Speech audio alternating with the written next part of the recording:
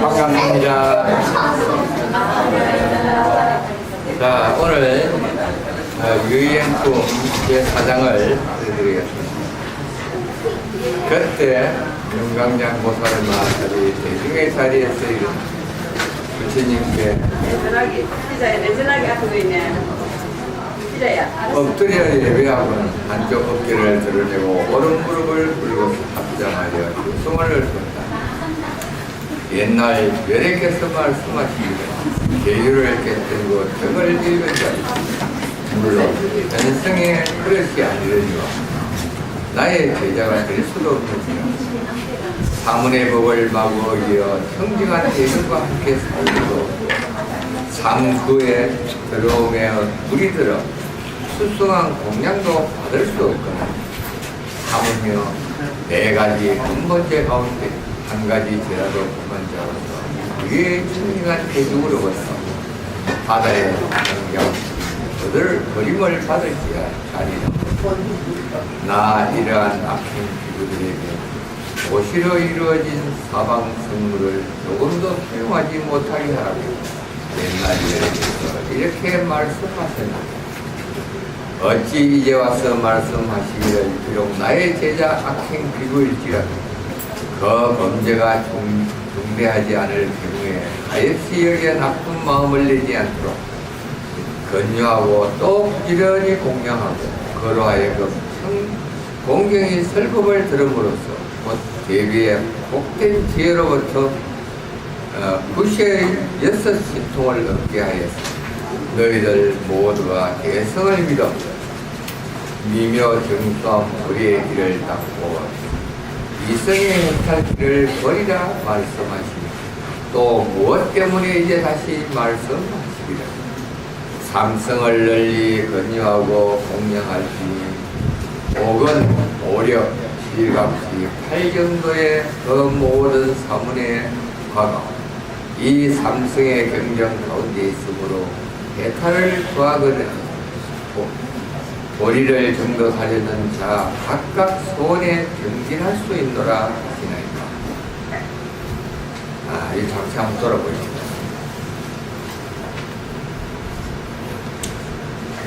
여기에 삼구의라고 했습니다. 이 삼구의가 무엇인지 아십니까? 바로 탐진치예요. 이 삼구의가 바로 어리석음, 분노, 우리가 또 탐욕을 일으키는 이 마음을 삼구의라고 합니다. 그리고 또 여기 사바라이제, 근본제라고 그랬습니다. 이 사바라이제는 무슨 줄 아십니까?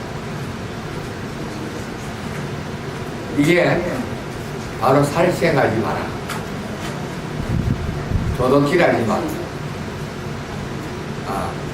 또 거짓말하지 마라, 음주하지 마라. 이 네 가지가 사바라이제예요. 그래서 용서받을 수 없는 죄를 사바라이제라고. 근데 우리는 이것은 이 죄를 지은 자는 이 바다의 노장처럼 이 바다는 죽은 자는 수용하지 않는다고 했습니다. 그래서 그 송장은 바다에서 합류화되지 못하고 또 밀려 나오게 되어 있습니다. 죽은 송장은 물 밖으로 쫓아내버립니다. 그래서 저 바다라는 저 거대한 생명체는 산자만 함께 더불어 살지 죽은 자는 아예 함께 하지 않는다. 쫓아내버린다. 이렇게 이야기하는 거예요. 그래서 이렇게 사바라의 죄를 지은 자는 죽은 송장과 같다. 이렇게 말씀하십니다. 근데 이제 여기 이 말이 왜 지금 이 금강장 보살이 이 부처님에게 이런 질문을 했냐면, 앞전에 부처님이 이 가사있고 법법을 입은 자는 악행 피고일지라도 그를 욕하거나 계속의 법으로 처벌할 수 없노라 그랬죠. 근데 계속의 법으로 그거를 중지하지를 못하라고 해놓고는 지금 와서 또 왜 이런 말씀을 하십니까? 그게 이렇게 죽은 송장과 갖다 해놓고는 왜 그 죽은 자들을 용서를 하고 왜 당체야 합니까? 하고 물은 거예요. 근데 이 말은 무슨 말이고 하냐면, 그들의 죄가 소멸이 돼서 용서해 주라는 것이 아니고, 그래도 죄 속에 이 중생들보다는 100배 낫다. 비록 악행을 저지르고 있지만 그래도 이 죄 속에 일반 중생들보다는 100배 낫다. 이 말입니다. 그러면 이 세속은 얼마나 죄를 많이 짓고 얼마나 많은 법을 만들어 가겠습니까? 이걸 이제 우리가 아셔야 되는 거예요. 세속에서 짓는 죄. 그러면 세속에서는 주로 무엇을 어떻게 지을까? 신구의를 이 삼업을 기초로 해서 탐진치를 기초를 낸 거죠. 그 기초 바탕으로 해서 이 사바라의 죄는 기본입니다. 근본으로 짓고, 또 우리는 육도의 의식을 만들어가고 있는 원계를 만들고 있는지를 모르고 있다. 그런데 출가자들은 그래도 그 부분만은 단속하고 지키기 때문이다.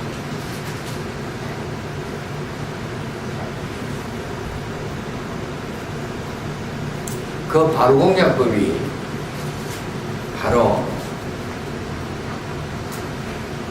이 육도 중생과 원계를 끊는 기본이 되는 거예요. 그래서 이 세속의 중생들과는 차별을 둔다. 이걸 말씀을 드립니다.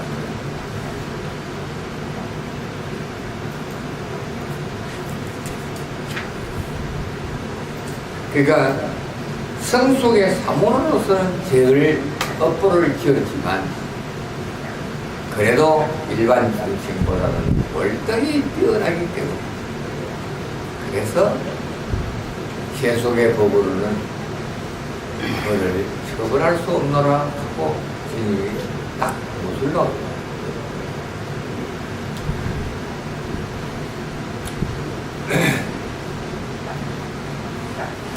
옛날과 지금의 교훈 그 틀림없음을 제주께서 밝게 살펴 말씀하셨습니다. 이 천상 사람 보살 대중으로 하여금 진실을 깨달아 환희심을 내게 하소서. 재성을 듣거나 이성을 들음에 따라 어떠한 해탈과 어떠한 이익이 있고, 또 그 법을 들음과 듣지 않음에 따라 어떤 사람 성진하고 어떤 사람 대진하나이다. 생사의 바다를 빨리 고갈시키기 위해 밤낮 모든 선행을 부지런히 닦으려 어떤 묘리에 의해 어떤 성을 따라야만 그 깊고도 넓은 내 폭류를 건널 수 있는지 세간을 구제하시는 세종기옵서 저희들의 선선하여 주시옵소서. 그때 세종께서 금강양보살 마사를 칭찬해 말씀하셨다. 내가 이제 모든 하늘 사람 아수라 등 그 한량없는 중생들의 큰 이익과 안락을 주기 위해 이러한 깊은 이치를 여럿게 묻는 것이므로 나 또한 너를 위해 분별하여 설하리니 자세히 듣고 기억하여. 부처님께서 말씀하셨다. 착한 뿌리를 씹지 않는 것이 그 첫째이고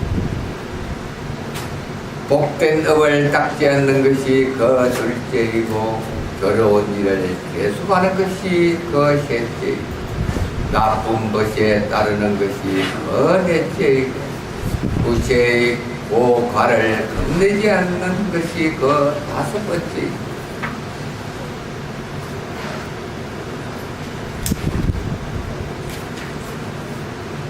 지나친 탐욕을 부리는 것이 그 여섯째이고 절대없는 진심을 갖는 것이 그 일곱째이고 무치한 생각을 버리지 못하는 것이 그 여덟째이고 미혹된 마음을 벗어나지 못하는 것이 그 아홉째이고 삿된 소견에 집착하는 것이 그 열째이니라. 이러한 10가지로 말미암아 중생들이 계율을 깨뜨리고 근본절을 범하여 마침내 나쁜 갈래에 떨어지게 되노라. 여기에 또 하나 짚고 넘어갑시다.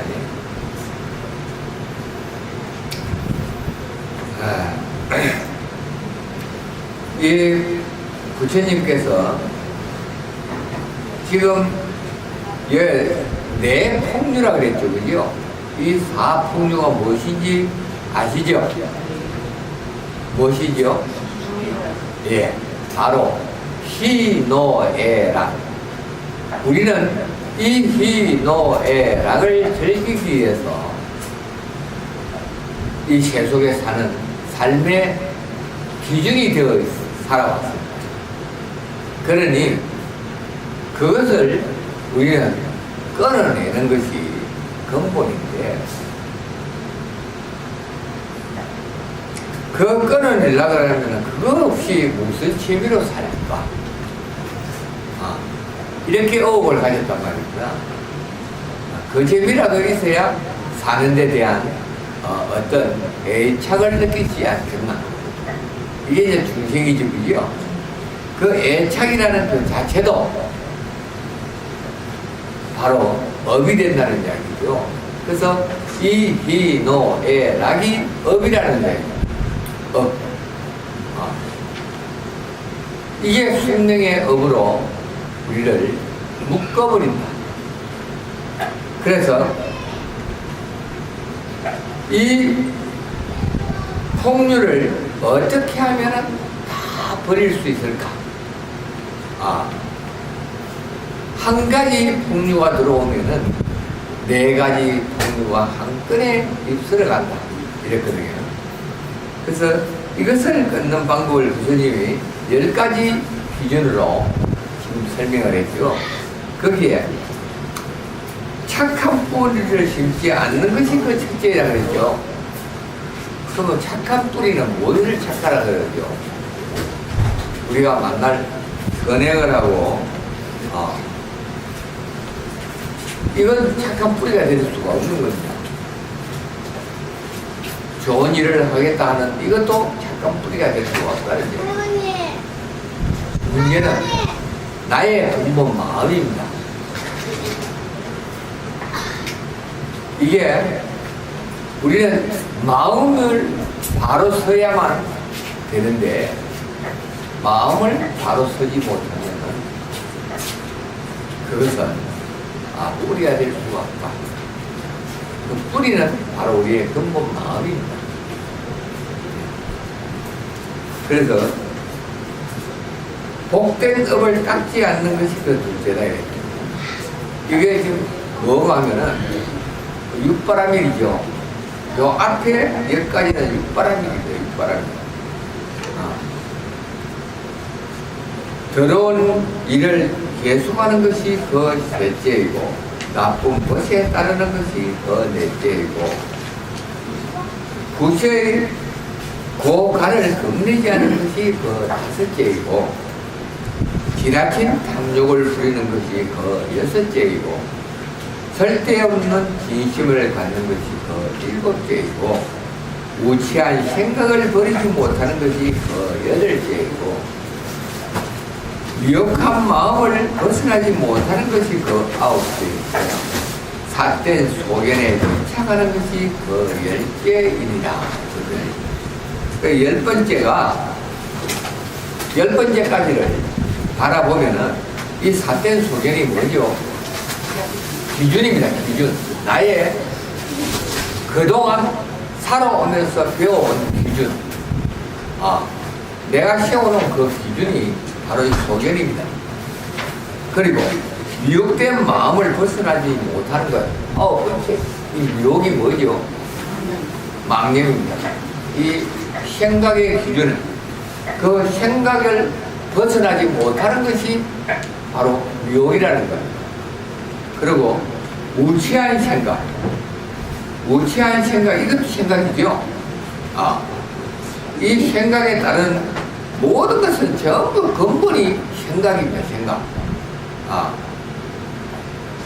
그런데 우리의 생각을 앞세워서 만날 그 생각과 자꾸 노니까 문제가 되는 거예요. 생각은 버리고 그냥 행만 하라 그랬죠. 몸으로만 부딪히면 된다. 그러면 이 죄를 이 지금 10가지의 업보의 죄를 반을 줄일 수 있는 것이 이 생각입니다. 반을 줄일 수 있어요. 5분의 1을 싹 없애줘요. 이거 5번째, 10번째나 9번째나 8번째, 또 이 진심은 어디서 일어나는 겁니까? 이것도 생각에서 일어나는 거예요. 분노가 일어나는 것도 생각에서 일어나는 거죠. 탐욕도 어디서 일어납니까? 이것도 역시 생각에서 일어나는 거예요. 그리고 구시의 고간을 겁내지 않는 이것도 뭡니까? 생각이죠. 그리고 나쁜 것을 따르는 것이 그 넷째이다. 이것도 동종을 부르는 거죠. 그죠? 자기 생각과 일치하는 자. 이게 또 동종입니다. 그리고 더러운 일을 계속하는 것이 그 셋째이다. 이 미련한 자죠. 미련한 자. 복된 업을 닦지 않는 것이 그 둘째이고 착한 뿌리를 심지 않는 것이 그 첫 번째이다. 그러면 여기에 나누면은 여기 거의 생각이 60%를 차지하고 70% 차지하고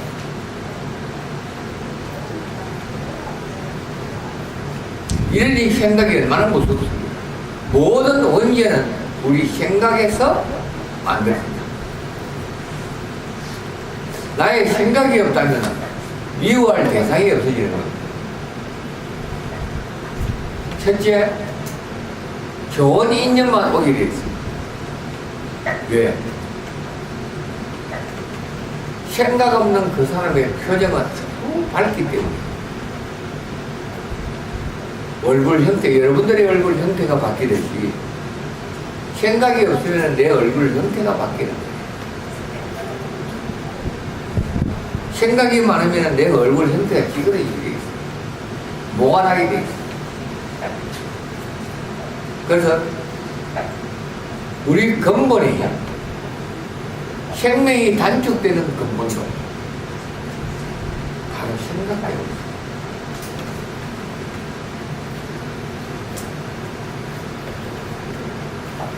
악연을 내가 불러오고 마구니를 내가 불러들여서 살기 때문에 내 생각 때문에 모든 제약이 시작되고 운명이 결정되고, 생각이 없으면 운명이 있을 수가 없습니다. 사주팔자가 없어집니다. 내 생각이 없습니다.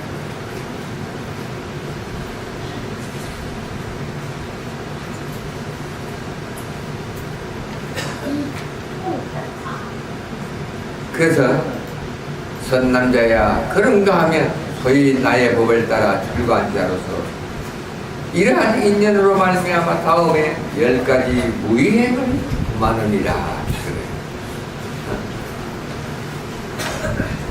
첫째 가행. 이 무의행이 무엇을 무의행이라 그러죠?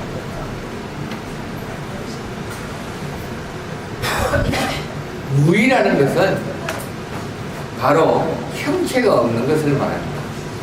형체가 없는 행입니다. 그래서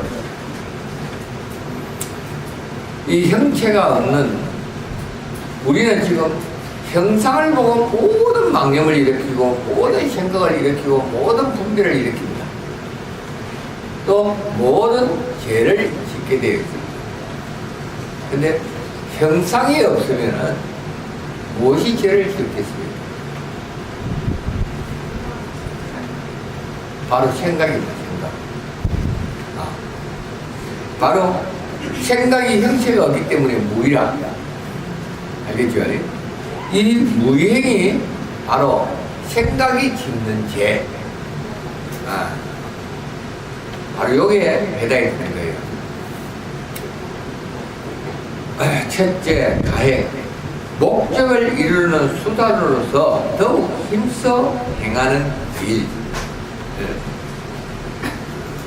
가행은 하게 되어도 언영, 요욕, 이 요욕이라는 것은 소리를 즐기는 행위입니다. 우리는 소리를 즐기고 눈으로 여기를 눈여기를 하고, 눈으로 보고 즐기고, 코로 마시고 즐기고, 이 즐기는 행을 요행이라 합니다.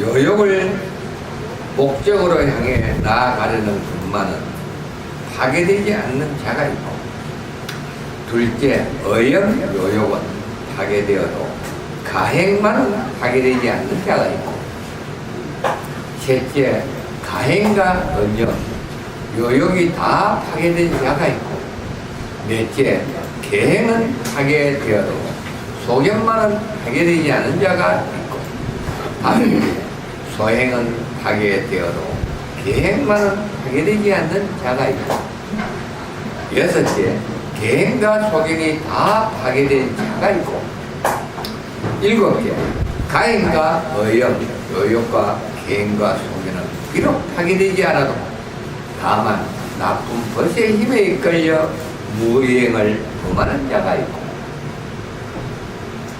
여덟째, 비록 착한 벗의 힘에 의지하여도 그 우둔하기가 마치 벙어리 염소 같았어. 모든 사업을 도무지 분별하지 못할 뿐더러 착한 벗으로부터 선한 법과 불선한 법의 설명을 듣기도 하여도 그 이치를 이해하거나 기억하지 못함으로써 무의행을 범하는 자가 있고, 아홉째, 갖가지 제보의 욕심의 만족을 채우지 못해서 그 인연으로 마음의 미혹과 혼란을 일으켜 무의행을 범하는 자가 있고, 열째, 묻질병에 시달려 갖가지 수술을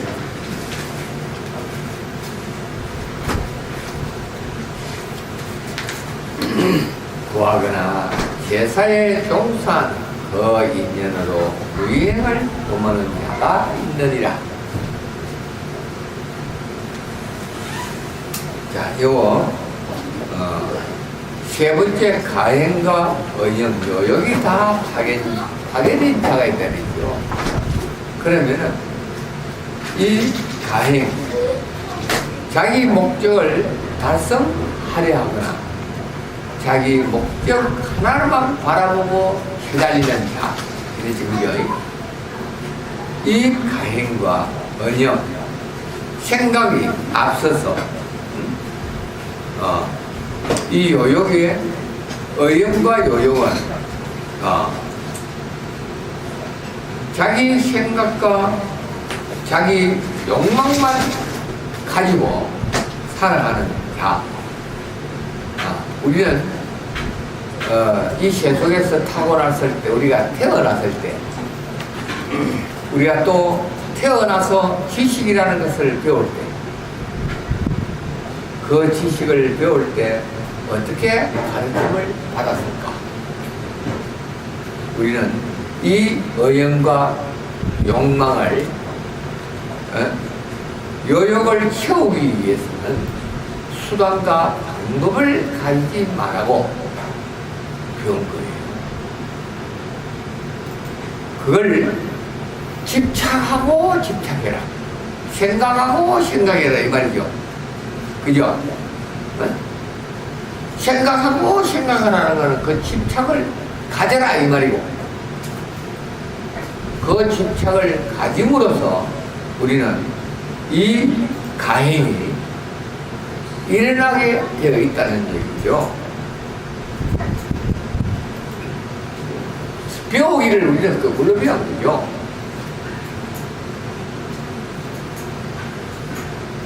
부처님의 가르친 바는 완전 동떨어진 세계는 우리는 그것이 옳다고 지식이라고 배우지 않습니까? 맞아요? 맞아요? 네. 그렇게 여러분들은 배우지 않아야 될 것을 배운 거예요. 그래서 이 부처의 길을 가르치기 힘들어졌다는 얘기고, 그놈이 시시때때로 우리를 괴롭히러 쳐들어오는 겁니다. 쫓아내도 들어오고 쫓아내도 들어오고, 안 그래요? 네. 그렇죠? 네. 그 이유가 바로 배우지 않아야 될 것을 우리는 집착하고 배웠기 때문에, 그 배우기에 의해서 세뇌가 되어 있기 때문에 그놈은 시시때때로 우리를 덮치고 올라옵니다. 그런데 참 아이러니하게도 그 마무리가 없다면 우리는 부처가 될 수가 없기 때문에, 그 마무리를 우리가 배워야만 그 마무리를 쫓아낼 수 있는 새로운 나를 찾아낼 수가 있다는 이야기예요. 참 이거 아이러니한 이야기죠, 그죠? 처음부터 안 배웠으면은 아예 그 신경 쓸 필요도 없고 우리는 부처답게 살다가 부처답게 갈 텐데, 네? 그러면 부처가 돼서 갈 거가? 부처가 돼서 가겠어요? 알지 못하고 가기 때문에 부처가 안 된다는 거예요. 참 아이러니한 거예요. 우리가 내가 그것을 확인하고 내가 그것을 이겨냈을 때라야만 부처가 될 수 있는 것이지, 모르고 바보가 부처가 될 수 있나? 되는 거예요. 바보가 되었을 때 그 깨달음의 그 관문을 열 수가 있고, 또 이 마군이란, 이것이 네가 마군이었구나를 우리가 알 수가 있다는 이야기죠. 그래서 부처와 마군이를 내 눈으로 식별할 수 있는 기준이 만들어졌을 때라야만 해줘야 됩니다. 이 말입니다.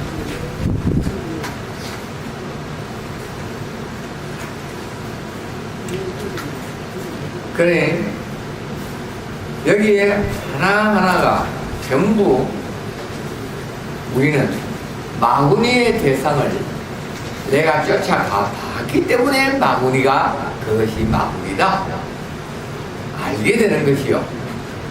아, 이것이 착한 일이요. 이렇게 하는 것이 옳은 일이다. 옳고 그름을 확연히 알 수가 있기 때문에. 그래서 성부를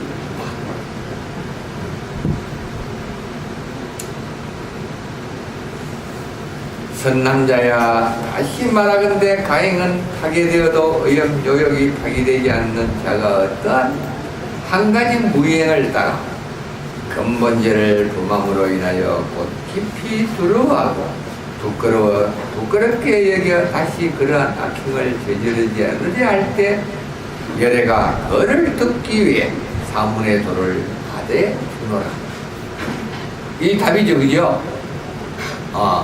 바로 요것이 있어야만, 그 대상이 있어야만 그 대상을 끊을 수 있는 나의 힘을 부활시킬 수가 있고 이겨낼 수 있는 내가 될 수 있을 때라야만 바로 사문의 힘을 부활시켜서 성문의 길을 갈 수 있게 한다. 이 말입니다.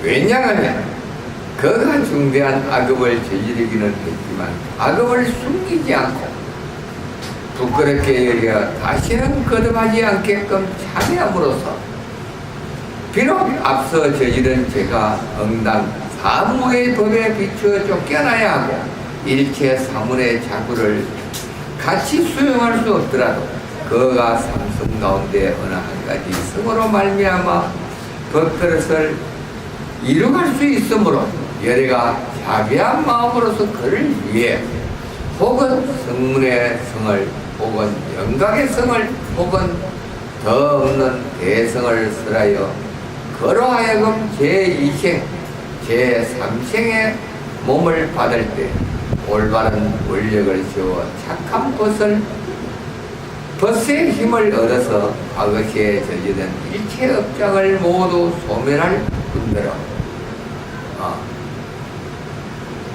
혹은 성문의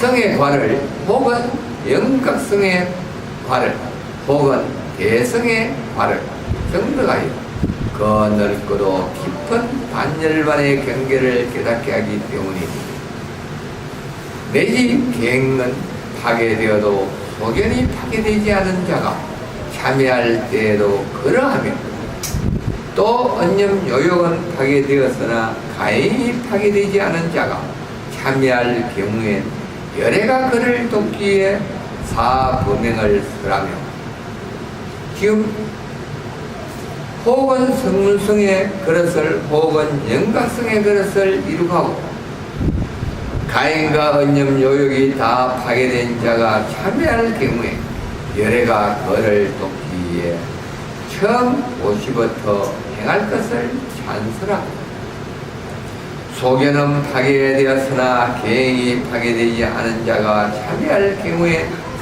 열애가 그를 돕기에 나쁜 소견을 버리게끔 영각성의 법을 설하여 현생에 있었으나 미래생에 있어서 성문성 혹은 영각의 성을 깨닫게 하며 계행과 소견이 다 파괴되어 성인의 법에 전년 그릇을 이루갈 수 없는 자가 참여할 경우에 열애가 그를 돕기 위해 역시 처음 50부터 행할 것을 찬설하고 가행과 의염 요욕과 계행과 소견은 다 파괴되지 않았으나 다만 나쁜 것이 힘에 걸려 악행을 저지른 자가 있을 때 그 열애가 그를 돕기 위해 10가지 선업의 길을 찬설하며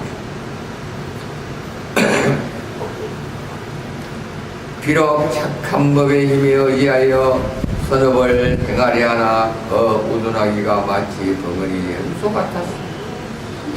선한 법과 불선한 법을 이해하지도 분별하지도 못하는 자가 있을 경우엔 열애가 그를 돕기에 읽어 외워야 할 경전을 찬설하고 갖가지 탐욕의 병에 시달려 그 소견이 미혹한 자가 있을 경우엔 열애가 그를 돕기에 성문성의 법으로부터 4가지 바른 진리의 법을 쓰라이다. 생사에 미혹되지 않게끔 해탈의 길을 보여주며 매지 없다는 소견을 논란하는 자의 그를 위해 모든 인연 생계의 법을 찬설하니 있다는 소견을 논란하는 자에겐 그를 위해 3세계 중생들의 여기에 죽어서 저기에 태어나는 것이 마치 오지그릇 만드는 바퀴에 끊임없이 오가는 것과 같은 더듬는 법을 말해 주느니. 자, 여기에 쭉 설명해 놓은 그 이유가 우리는 모두가 다 죄를 짓고 살아왔다 그랬죠. 부처님 역시 출가하기 전에는 여러분과 똑같은 죄를 지었습니다. 똑같은 이 사바라의 죄를 짓고 살아왔습니다. 왜?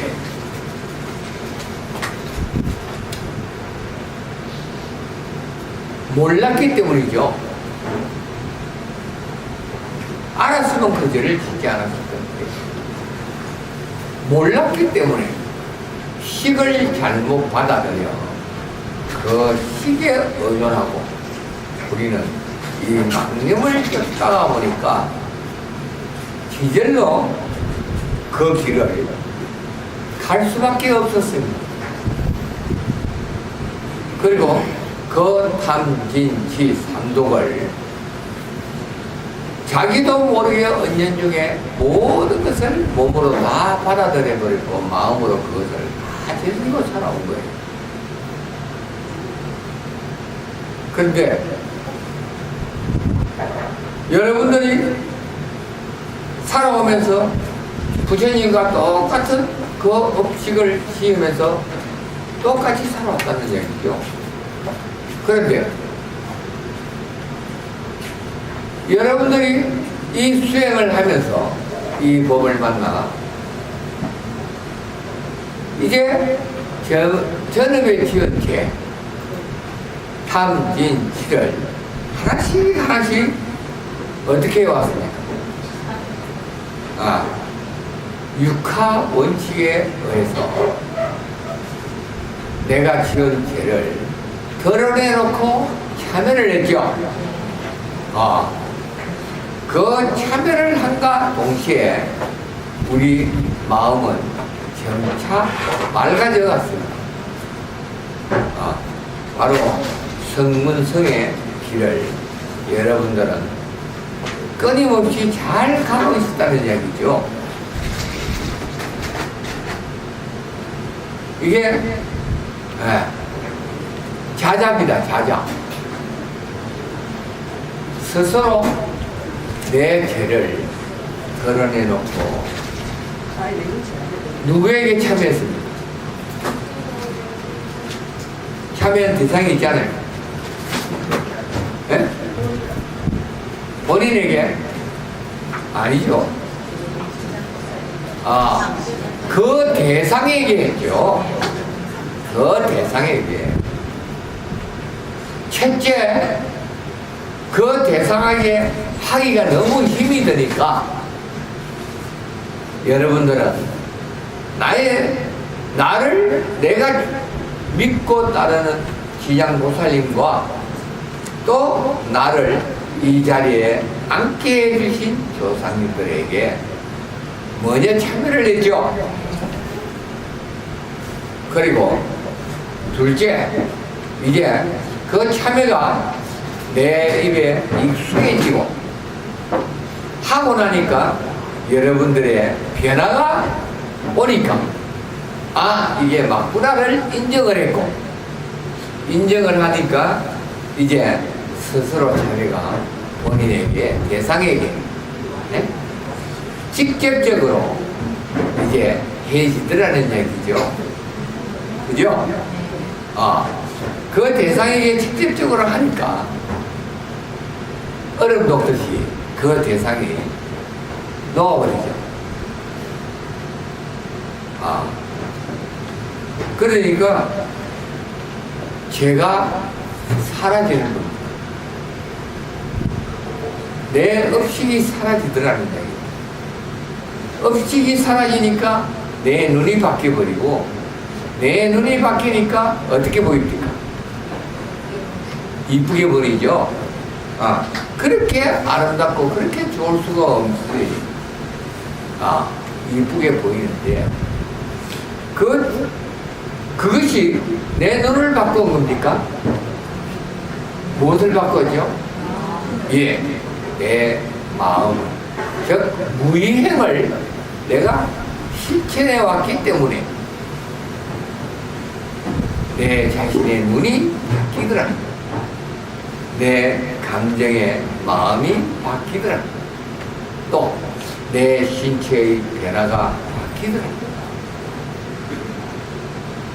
이렇게 바뀌어가는 모습을 우리가 바로 보았던 거예요. 처음 마음 열기까지가 참 힘들었죠. 그죠? 육하 원칙에 입각해서 참여를 해 나가는 첫 단추가 제일 중요했는데, 나는 잘못된 게였거든. 그럴 때부터 나는 더 믿고 더 괴로웠던 거예요. 그 대상은 더 미웠고 내 자신은 더 괴로웠던 거예요. 그런데 내 스스로 마음을 열고 내가 지은 내전을 먼저 참여하니까 상대도 자기 참여를 또 하는 거예요. 아니다, 너만 잘못된 게 아니고 나도 잘못된 게 있더라. 왜? 내 참여를 들으면서 자기 자신을 보기 때문에 그때로 빨리 돌아가죠.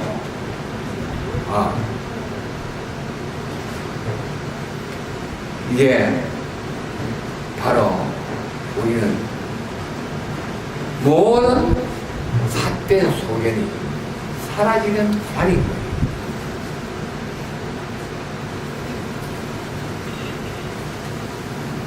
그래서 우리는 파괴된 것을 복원하는 과정에 지금 처해 있는 거예요. 여러분들이 나의 잘못된 것을 복원하고 있다. 원래대로. 그래서 그 복원 과정에 있어서 여러분들이 모르니까 성갑자들에게 하나씩 어디에서 배워나가는 거죠. 그러니까 성문성이 따로 있고 영각성이 따로 있는 것이 아니라는 거예요. 바로 여기 앉은 여러분들은 그 성문의 길을 잘 이어가고 또 그 영각의 길을 잘 수행해 가고 있다.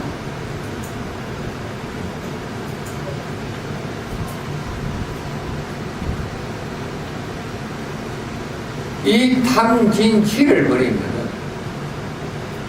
나에게 적이 없어집니다. 그리고 어떤 달콤한 소리도 유혹을 끊을 수가 있습니다.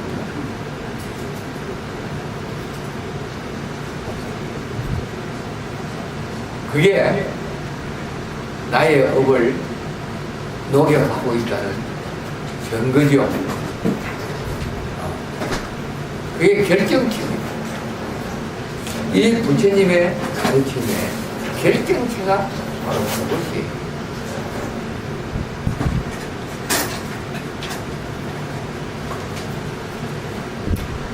선남자야, 열의 말씀은 어떤 명자나 음성에 있는 것이 아니고 모든 것이 중생들을 숙성시키기 위한 말씀이므로 그 누구라도 열의 말씀한 바른 법을 헐뜯는 것은 곧 중생들의 바른 법문을 헐뜯는 것이었습니다.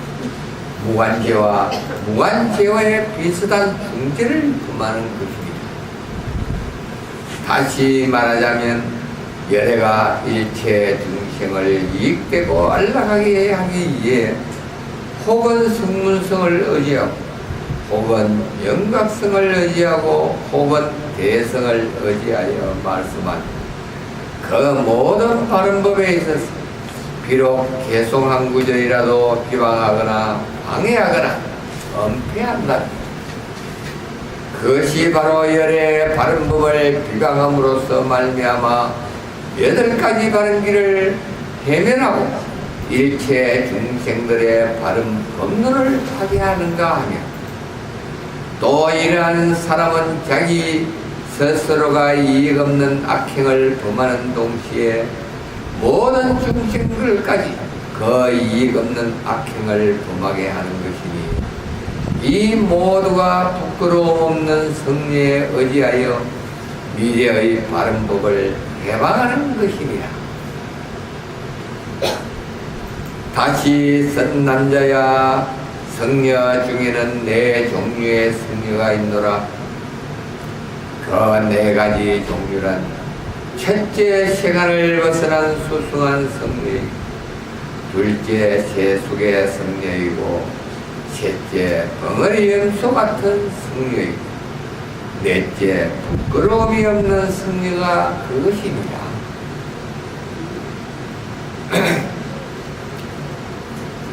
세간을 벗어난 수승한 성녀이고 했죠. 첫째가 우리가 아무리 수행을 잘하고 깨달아도 이 세속을 벗어난 성령 아니라고 이야기했습니다. 그게 바로 여기에 해당이 됩니다.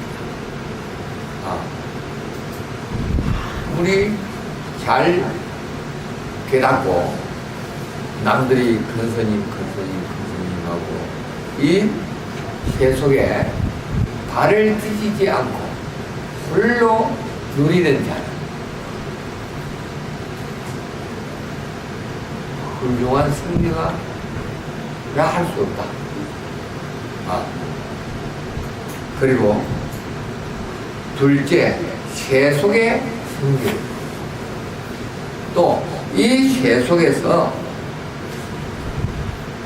부처님의 가르침과는 딴판으로 세속에 내려와서 자칭 또 성녀라고 주장하면서 일반 세간의 중생과 똑같은 일을 한다면 그 역시 아니다. 셋째, 벙어리 염소 같은 성녀이고,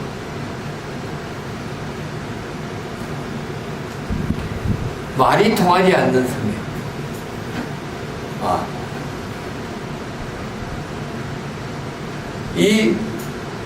우리는 대화가 되지 않는 성녀가 바로 이 벙어리 염소 같은 성녀라고 할 수 있습니다. 어제 우리 석불사에 어느 스님이 한 분 오셨더라고요. 근데 그 스님도 아주 제가 다과를 하면 가지고 우리 대학법사가 차를 하면 가지고 차를 마셨습니다. 우리 차를 다가와봐. 마시면서 이런 이야기, 저런 이야기를 하면서 자기는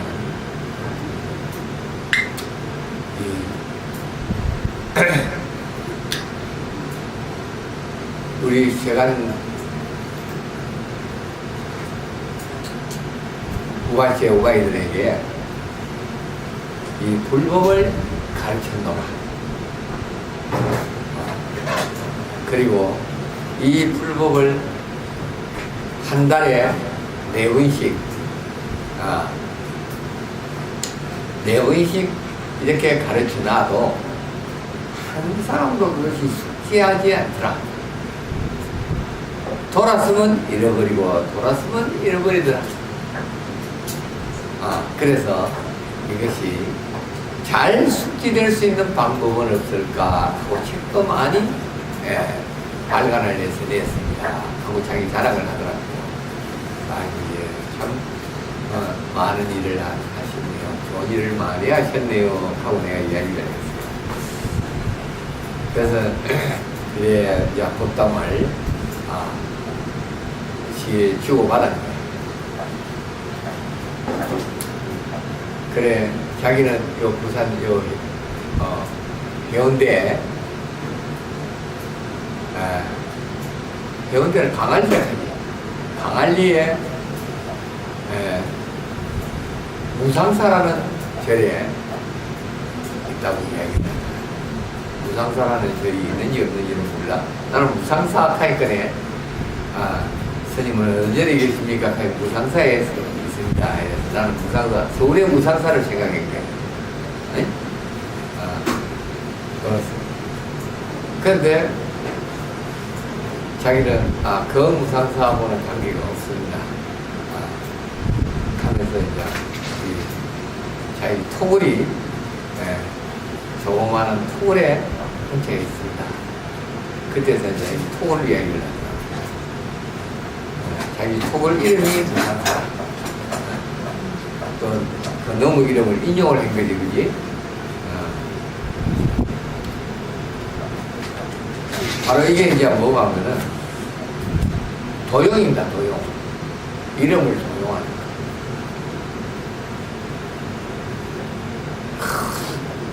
사찰, 뛰어난 사찰. 이 시간에서 잘 나가는 그 이름을 도용을 한 거죠. 그래서 조계종이라는 이름이 참 우리나라에서 머릿속에 아주 이 세간의 불자들이라면은 최고 어떤이라고 생각하시고요. 그래서 그 조계종이라는 이름을 네 할 것 없이 누구나 다 도용을 해버렸습니다. 무신조계종, 무신조계종, 무신조계종 앞에 딱 하나가 붙어요.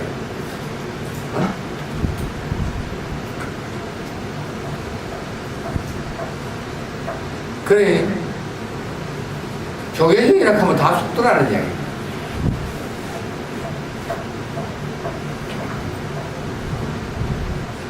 이게 도용입니다. 그래서 한때 그 조계종이라는 그 이름 때문에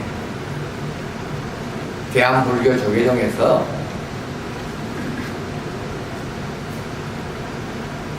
법적으로 그것을 긋고 갔습니다. 나무 이름을 도용한다.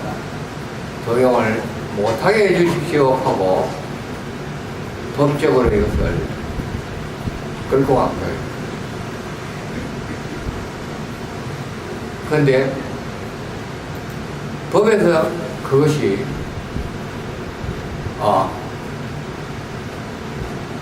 누구나 쓸 수 있다.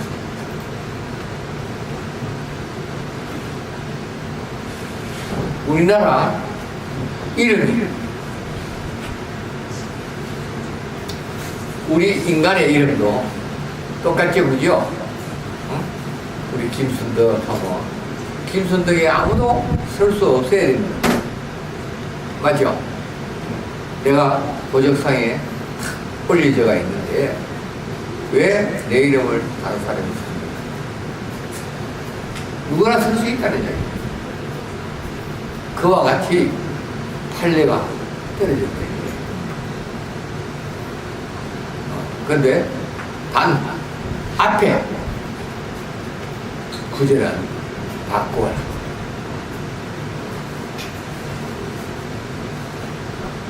그래서 앞에 선 조계종, 불 조계종, 개 조계종, 온달 조계종, 앞에 하나씩 이름만 바꿨다는 이야기예요. 그게 대한불교, 한국불교. 대한하고 한국하고 또 다르잖아요. 그죠? 이런 식으로 이름만 바꾸면 된다. 그게 판례가 떨어져 버린 거예요. 그래서 이 조계종이라는 이름이 붙은 종단이 무려 한 80명이 되는 걸 알아요.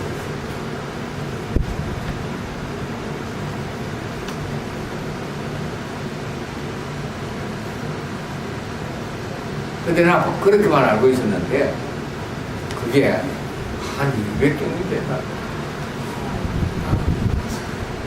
깜짝 놀라겠지, 그죠? 나이키 신발, 나이키 이름 때문에 한때 문제가 됐죠, 그죠? 상표 도용 이래가지고. 그와 같이 이것도 우리 고유의 이름을 이지 않느냐 하고 조계종에서 그걸 문제로 삼고 조계종 보호부에서 법에 건의 진정을 했거든요. 근데 그게 무산되고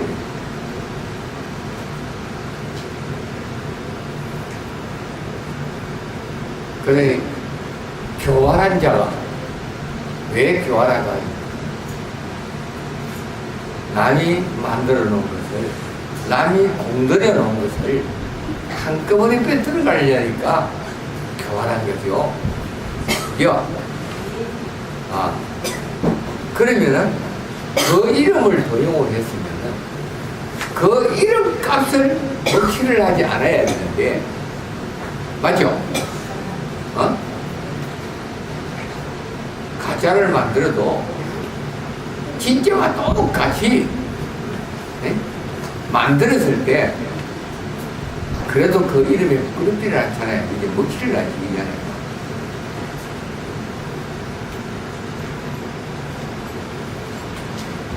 그런데 그게 안 되는 거예요. 그래서 내가 책을 많이 만들었다 이라는 말을 스님 보고 내가 스님 이름도 안 물어봤어.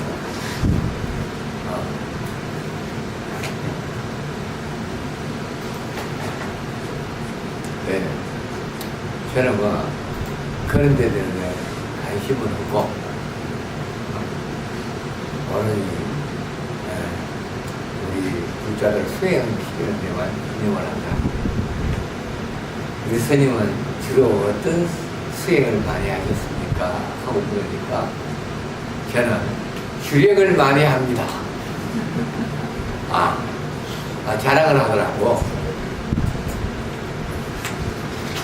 그래서 내가 주력을 많이 합니다. 그래서 내가 그 말을 받아가 저는 우리 불자들에게 절대 이름을 명호를 부르지 마라.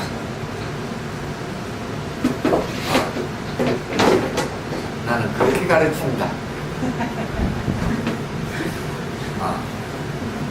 그게 뭐가 있다 하자 다 맞았거든요.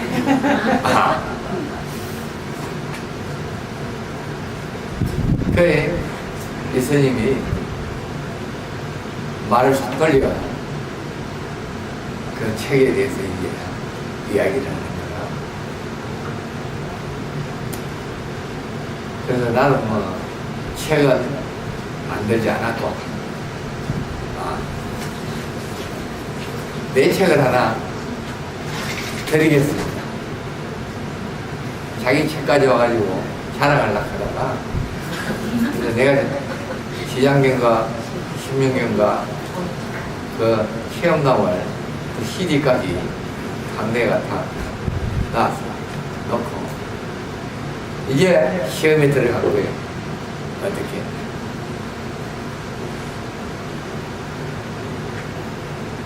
이 경련을 보신 일이 있습니까?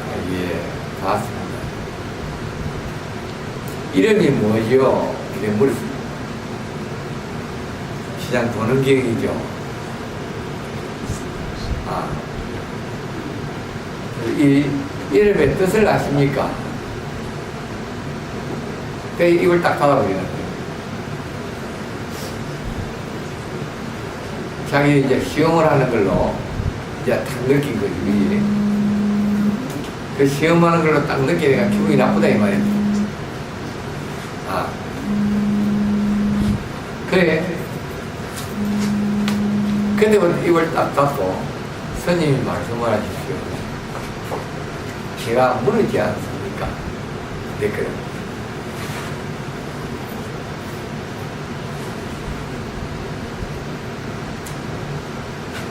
지장보살님이 어떤 분이십니까? 하고 내가 다시 물었습니다.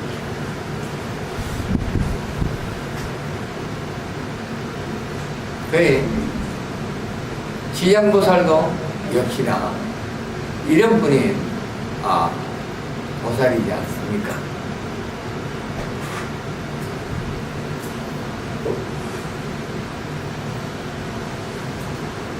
그게 뭐고? 결과적으로 그 사람은 모든 보살처럼 명자보살로 보았다는 이야기다.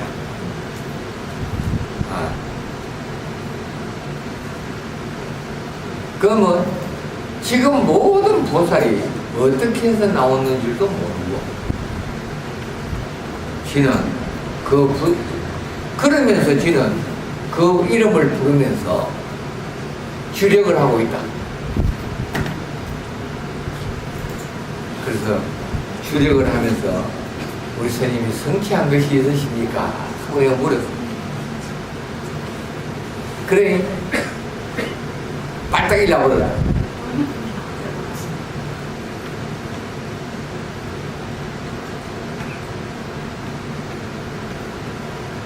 각자 가는 길이 다르고 스님마다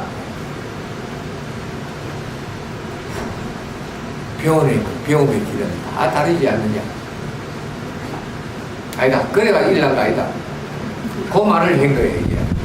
그 말하면서 부처님이 우리에게 가르친 길은 어느 길을 가든 다 최종 목적지는 한 곳이지 않습니까? 딱 이 말을 하더라고요. 그 말을 딱 받아서 스님이 부처님은 이 지구에 84,000코를 가진 그물자락을 펼쳐놓았습니다. 스님이 매일 한 컷씩 옮겨 잡는다면 태어나서 그 코를 태어나자마자 매일 한 컷씩 건너뛰어서 100년 동안 내가 옮겨 잡을 수 있는 코가 몇 코나 됩니까? 하고 물었습니다.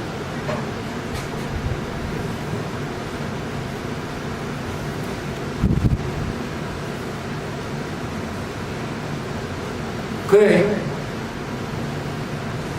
자기는 가는 기도를 하든 문수 기도를 하든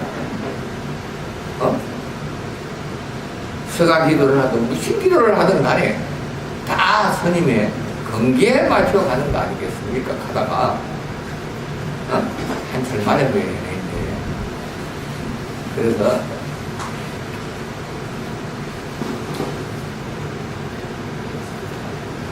스님이 옮겨 잡을 수 있는 그 코가 몇 코나 됩니까? 하고 물으니까 그에 대한 답변을 하지 않고 나를 시험하십니까?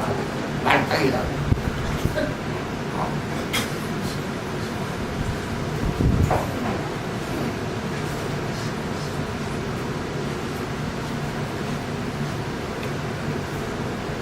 세상에 안 나오잖아요. 그죠? 그게 내가 한 살서부터 스님이 옮겨 잡아도 100년 동안 내가 옮겨 잡아도 36,500호까지 밖에 잡을 수가 없다면 스님의 말씀대로 그 어디에도 길은 없습니다. 최종 목적지는 나오지 않습니다. 내가 이걸 지시킨 거라. 그런데 듣기 싫어. 빨딱 이러다가 나가버려. 내가 책을 줘도 필요 없습니다. 저래도 지장이 많이 있습니다. 그거하고 같은 걸로 착각을 하는 거예요.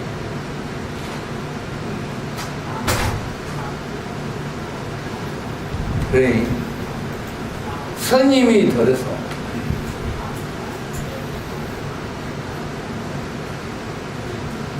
이 세속에 모든 나쁜 것을 다 가르치고 있는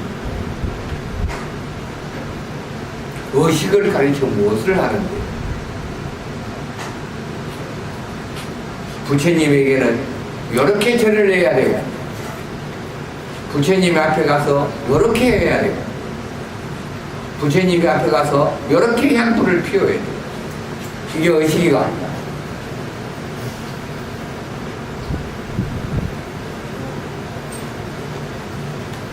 그게 가르침이에요. 어?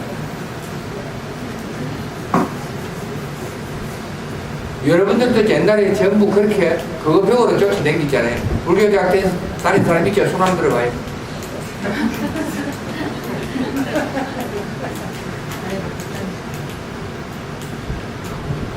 그걸 가르치면 할 수 있어요. 기초교리라고. 기초교리가 아니지 그게. 부처님은 그렇게 가르치게. 인도에 가보니까 부처님이 그렇게 가르쳤다.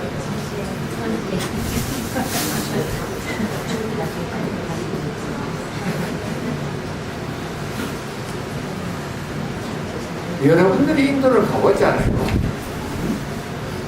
부처님이 생전에 그렇게 가르쳤다고 역사에도 만들어 놓은 것은 아무것도 없습니다.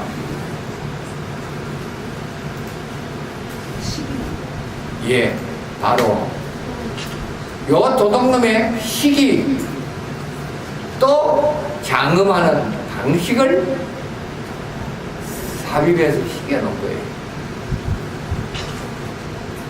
부처님은 오로지 비를, 노상에 비를 맞으면서도 앉아서 요거밖에 안 가르쳤어요.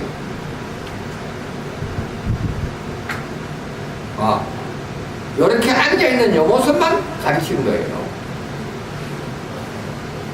쳐버리다 이래가지고.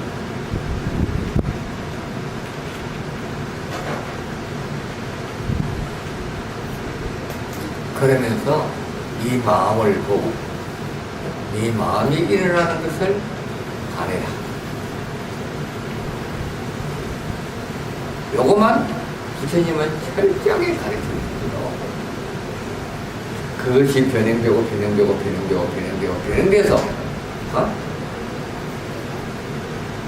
오늘까지 흘러내려온 거예요. 그러면 우리는 지금 이 변형된 것을 다 빨리 버려야만 되는 겁니다.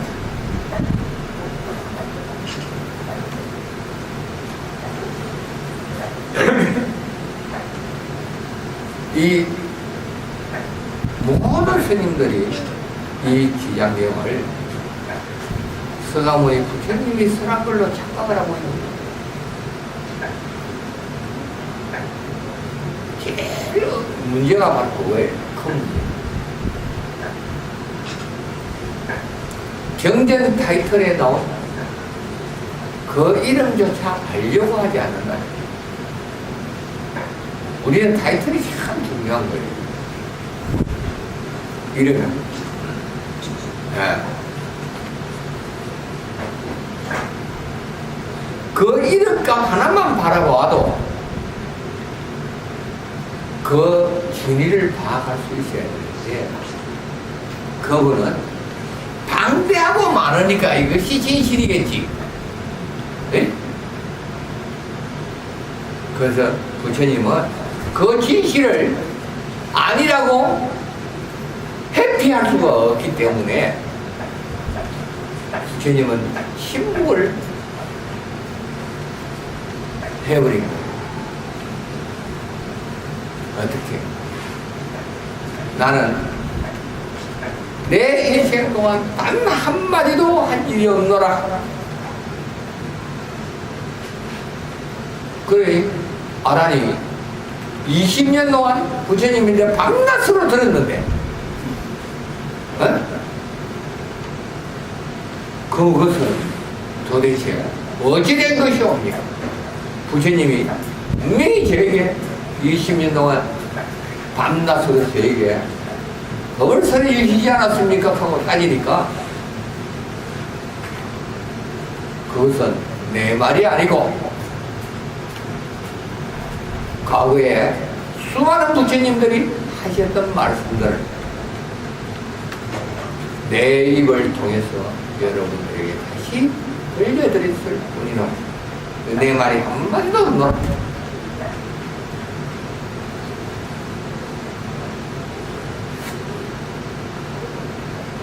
이렇게 일축을 시켰습니다. 그러면 그 84,000 가지를 가지고는 우리는 깨달을 수 있는 길은 한 군데도 없다는 이야기입니다.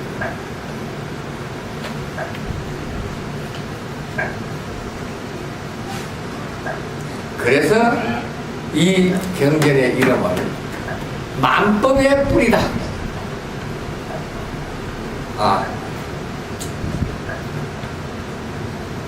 그래서 뿌리 문자를 쓴 거예요. 그리고 이 경전이 유래돼 온 그 시점은 이 경전 안에 전부 숫자라 그랬죠. 근데 그 숫자로서 헤아릴 수 없기 때문에, 헤아릴 수가 없기 때문에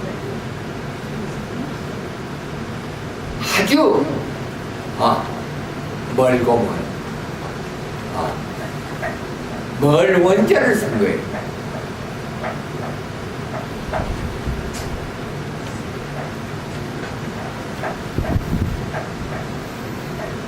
이 지구상에 있는 모든 숫자를 합쳐도 거기에 해당이 되지 않기 때문에, 그래서 아주 멀고 먼 그 옛날부터 이 시장경은 만법의 뿌리로 전해 내려오고 있었노라 하고 본 원경이라는 이름을 쓴 거예요.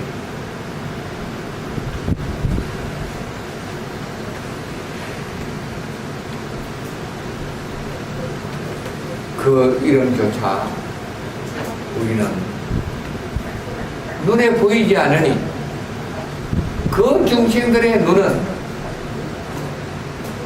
무슨 눈이었어요? 여러분들도 처음에 스님인데 찾아올 때는 그것이 안 보였죠? 네? 우리 대구에 우리 선업보서는 스님이 그렇게 스님이 만들어 놓은 가짜 경제예요.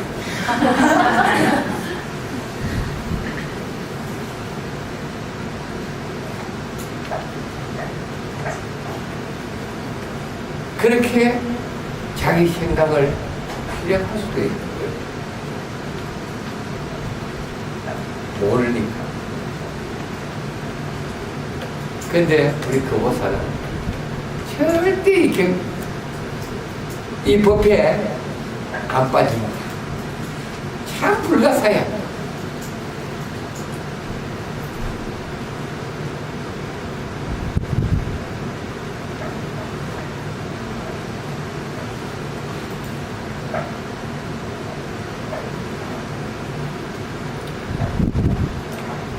그러니까 경전을 읽지 않고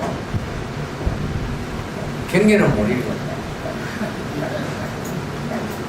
법회는 한 번도 빠지지 않고 불가사해야지, 그죠? 거의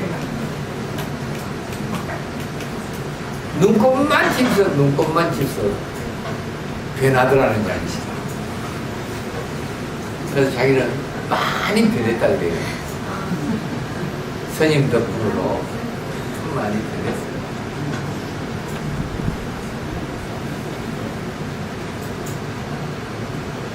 그래서 자기가 자기를 변했다고 이야기를 할 때는 그나마 스님을 인정한다는 이야기겠죠.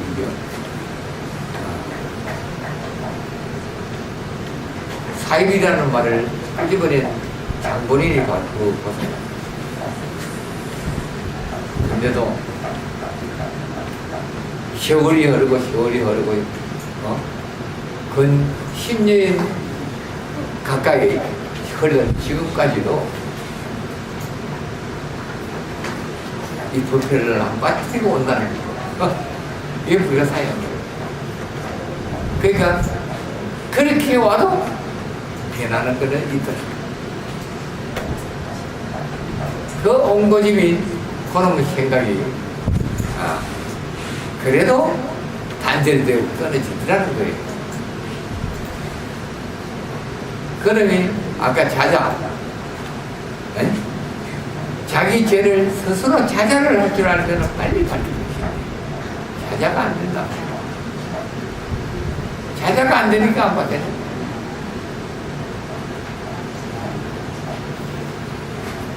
그래서 참여를 할 수 있는 사람과 할 수 없는 사람의 차이점이 바로 거기에 엄연히 표현한다는 거예요.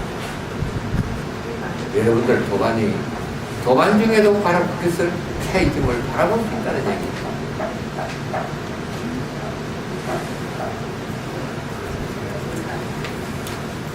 이게 바로 덩어리 염소 같은 우리 보살이 바로 그 보살이 바로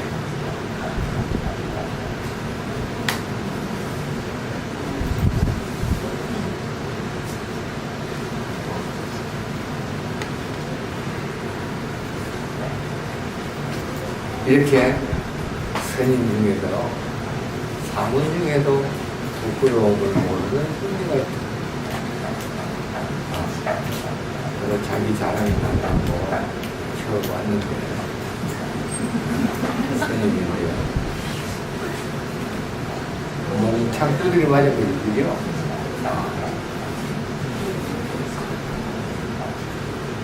다시는 못 오는 거예요.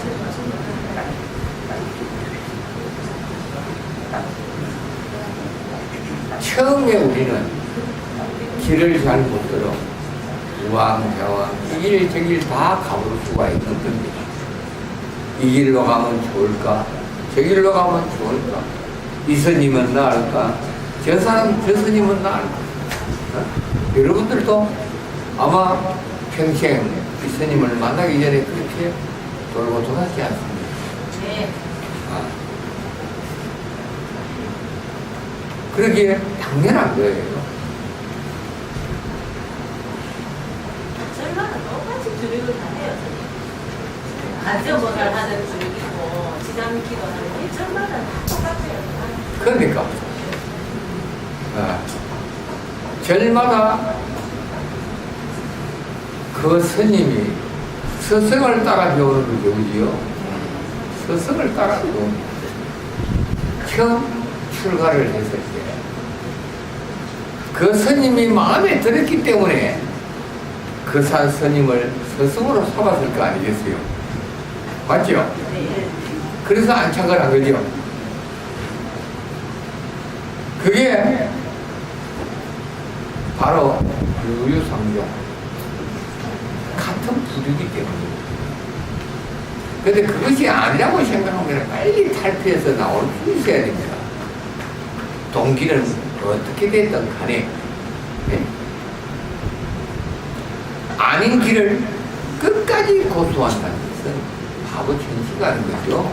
이 벙어리 염소 같은 행인 거예요.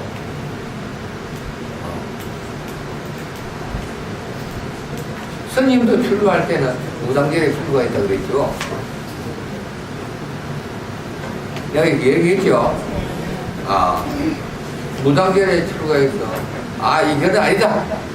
아니다 하고 내가 뛰쳐나왔기 때문에 내가 오늘 이렇게 이 자리에 설 수 있었던 거지. 그 전에 내가 지금까지 붙어 있었다면 나 뭐가 되겠습니까? 맞아요. 만날 목탁이나 치고 앉아가지고 연불이나 하면서 남 천도나 해주고 돼지 잡고 소 잡고 그 짓하고 안 있었겠어요.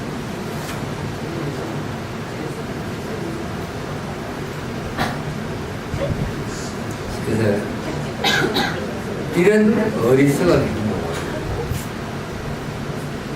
맞나 틀리나를 빨리 판단할 수 있어야 말이에요. 어디에 어떤 연을 맺었다.